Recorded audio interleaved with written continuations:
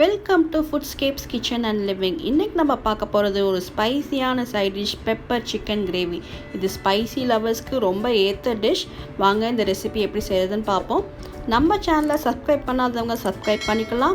கூடவே அப்டேட்ஸ்க்கு bell icon click பண்ணிக்கோங்க. நம்ம ஃபேஸ்புக் பேஜையும் ஃபாலோ பண்ணிக்கோங்க. இப்போ இந்த ரெசிபிக்கு ஃபர்ஸ்ட் ஸ்டெப், ஒரு கடாயை ஹீட் பண்ணிக்கோங்க. அதில் 2 டேபிள் ஸ்பூன் ஆஃப் பெப்பர் சேர்த்துக்கலாம்.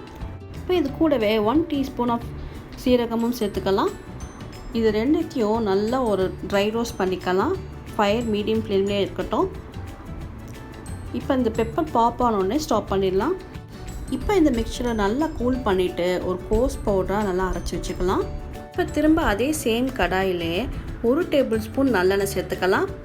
இந்த நல்லெண்ணெய் கொஞ்சம் நல்லா சூடானோடனே 1 டீஸ்பூன் சோம்பு சேர்த்துக்கலாம். இப்போ இந்த சோம்பு கூடவே ஒரு காஞ்ச மிளகாவும் நல்லா கிள்ளி போட்டு சேர்த்துக்கலாம். இப்போ இது ரெண்டுமே நல்லா கொஞ்சம் பொரியணும். நல்லா கொஞ்சம் மிக்ஸ் பண்ணி விட்டுடுங்க. இப்போ ஒரு கொத்து கருவேப்பிலை எடுத்திருக்கேன். அதில் பாதி இப்போ சேர்த்துக்கிறேன். இன்னும் கொஞ்சம் பாதி கடைசியில் சேர்த்துக்கலாம். இந்த கருவேப்பிலை பொரிஞ்ச உடனே ஒரு பெரிய சைஸ் ஆனியன் சாப் பண்ணி வச்சுருக்கிறது இதில் சேர்த்துக்கலாம்.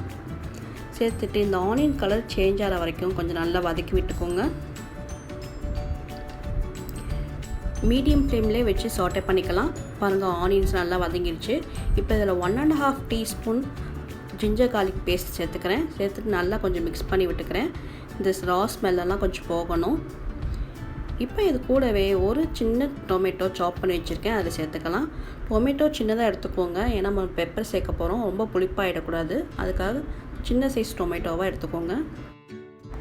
இப்போ டொமேட்டோ நல்லா வதங்கிடுச்சு. இதில் ஒரு 1/2 kg சிக்கன் சேர்க்க போகிறேன். இந்த சிக்கனை மஞ்சத்தூள், உப்பு, மிளகாத்தூள், 1/2 டீஸ்பூன் ஜிஞ்சர் கார்லிக் பேஸ்ட் போட்டு ஒரு 1/2 hour மேரினேட் பண்ணியிருக்கேன். இப்போ அதை சேர்த்துக்கலாம். இந்த சிக்கனை நல்லா கொஞ்சம் மிக்ஸ் பண்ணி விட்டுடலாம். இந்த சிக்கன் நல்லா இந்த மசாலாவோட கொஞ்சம் ஒன்று சேரணும். இப்போ நல்லா மிக்ஸ் பண்ணிவிட்டு இந்த சிக்கன்லேருந்து தண்ணி வரும்.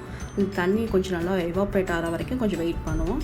இப்போ பாருங்கள், சிக்கனில் தண்ணியெல்லாம் எவாப்ரேட் ஆகிடுச்சு. கொஞ்சம் ஆயிலெலாம் வெளியே வர ஆரம்பிச்சிருக்கு. இப்போ இதை கொஞ்சம் லைட்டாக மிக்ஸ் பண்ணி விட்டுட்டு இதில் நம்ம இப்போ மசாலா சேர்க்க போகிறோம். ஏற்கனவே சிக்கன் மேரினேட் பண்ணும்போதே கொஞ்சம் மிளகாப்பொடி போட்டிருக்கேன். அதனால் மிளகாப்பொடி உங்கள் காரத்துக்கு ஏற்ற மாதிரி பார்த்து போட்டுக்கோங்க. இதில் நான் 1 டீஸ்பூன் மிளகாத்தூள், 1 டீஸ்பூன் மல்லி, ரெண்டுத்தையும் மிக்ஸ் பண்ணி 2 டீஸ்பூனாக சேர்த்துருக்கேன்.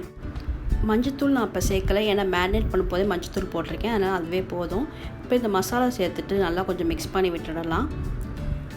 மிக்ஸ் பண்ணி விட்டுட்டு இந்த கிரேவிக்கு ஏற்றா போல் சிக்கன் வேகிற அளவுக்கு ஒரு 1/2 டம்ளர் இல்லை 1 டம்ளர் தண்ணி சேர்த்துக்கலாம். இந்த சிக்கன் மூழ்கிற அளவு தண்ணி சேர்த்துக்கோங்க. நீங்கள் சிக்கன் கொஞ்சம் ஜாஸ்தி சேர்க்குற மாதிரி இருந்துச்சுன்னா இந்த குவான்டிட்டிலாம் கொஞ்சம் ஜாஸ்தி போட்டுக்கோங்க. இப்போ நம்ம சிக்கன் கிரேவிக்கு ஏற்றா போல் நம்ம சால்ட் ஆட் பண்ணிக்கலாம். எவ்வளோ சால்ட் உங்களுக்கு தேவைப்படுதோ அவ்வளோ ஆட் பண்ணிக்கோங்க. இப்போ சால்ட் ஆட் பண்ணிவிட்டு நல்லா கொஞ்சம் இதை மிக்ஸ் பண்ணி விட்டுடலாம். ஒரு 15 to 20 minutes இது நல்லா கொதிக்கட்டும். மீடியம் ஃப்ளேம்லேயே இருக்கட்டும். ஒரு மூடி போட்டு மூடி வச்சிடலாம். இப்போ பாருங்கள், ஒரு 20 minutes ஆச்சு. சிக்கனும் நல்லா கொதித்து வந்திருக்கு. சிக்கனும் நல்லா வெந்துருச்சு. இப்போ இதில் ஒரு 1/2 டீஸ்பூன் கரம் மசாலா நம்ம சேர்க்க போகிறோம். இப்போ மசாலா சேர்த்தாச்சு. சேர்த்துட்டு கொஞ்சம் மிக்ஸ் பண்ணி விட்டுக்கலாம். இப்போ இது கூடவே நம்ம கோஸ் டெக்ஸ்சராக அரைச்சி வச்சுருக்கோம் இல்லையா, பெப்பர் பொடி, அதையும் இதில் சேர்த்துக்கலாம். சேர்த்துட்டு இதையும் கொஞ்சம் நல்லா மிக்ஸ் பண்ணிவிட்டு ஒரு 2 minutes நல்லா இது கொதிக்கட்டும். லோ ஃப்ளேம்லேயே வச்சுக்கோங்க. 2 minutes நல்லா இது கொதிக்கட்டும். அப்போ தான் அந்த பெப்பரோட காரம் இந்த சிக்கனில் இறங்கும்.